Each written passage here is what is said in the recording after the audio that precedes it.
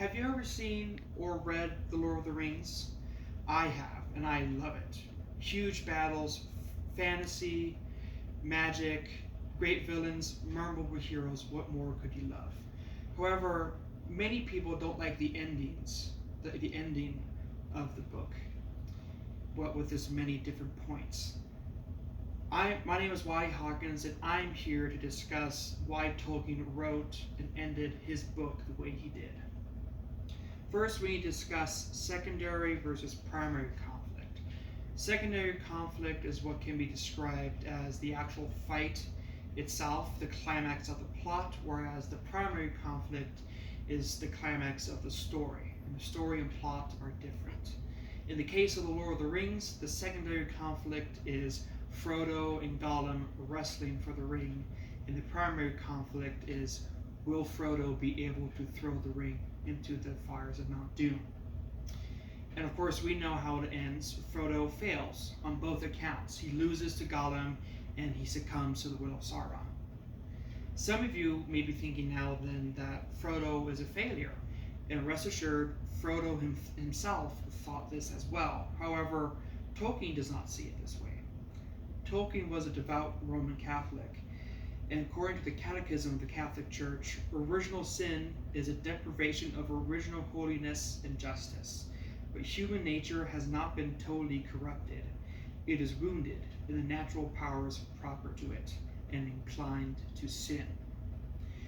Meaning that Frodo failing would have been impossible because Frodo would have to be resisting a part of himself, since we are inclined to sin. Tolkien later writes in one of his letters, "It is possible for the good, even the saintly, to be subjected to a power of evil which is too great for them to overcome in themselves." Again, going back to sin within yourself. So now we get to the crux of the matter. Is Frodo a failure for not being able to willingly destroy the ring, or is Frodo simply human? Tolkien gives us his view. For one thing, it became at last quite clear that Frodo, after all that had happened, would be incapable of voluntarily destroying the ring.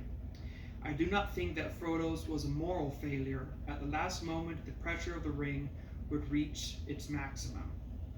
After months of torment and starvation and being exhausted, Frodo had done what he could and spent himself completely as an instrument of providence, and had produced a situation in which the object of his quest could be achieved. His humility, with which he had begun, and his sufferings were justly rewarded by the highest honor, and his exercise of patience and mercy towards Gollum gained him mercy. His failure was redressed. I'm going to get into Frodo's failure being redressed, but now let's look at the actual literary technique that Tolkien uses.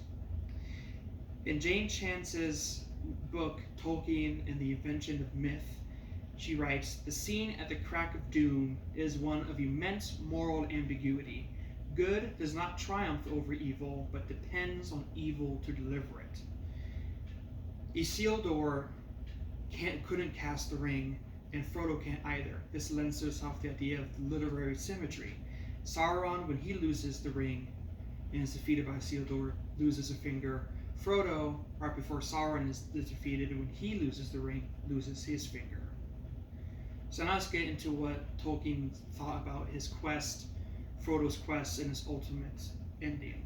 Frodo undertook his quest out of love, to save the world he knew from disaster at his own expense, if he could, and also in complete humility, acknowledging that he was wholly inadequate to the task.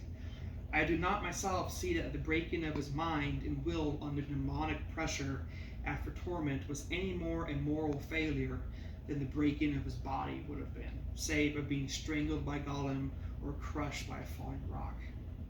So Tolkien does not consider Frodo a failure. Yes, Frodo was not able to cast the ring into the fire at the moment of truth, but it was because Frodo had reached his limit, physically, emotionally, and psychologically. For Tolkien, that's what matters. What doesn't matter is great heroic deeds standing up against immense armies of evil in noble sacrifice, but what matters is the small decisions that not very many people may see.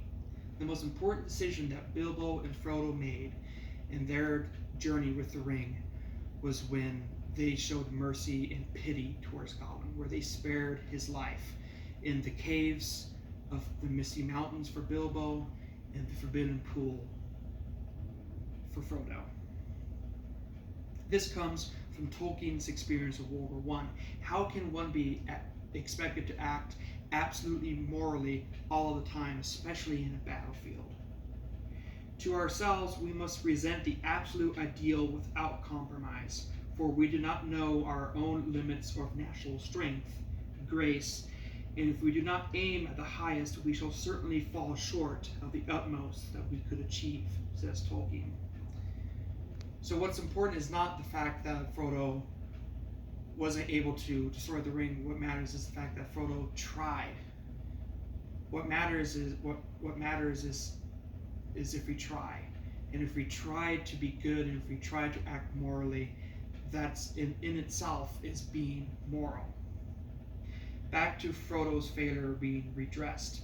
In the Catechism of the Catholic Church, it says, "The victory that Christ won over sin has given us greater blessings than those which sin had taken away from us.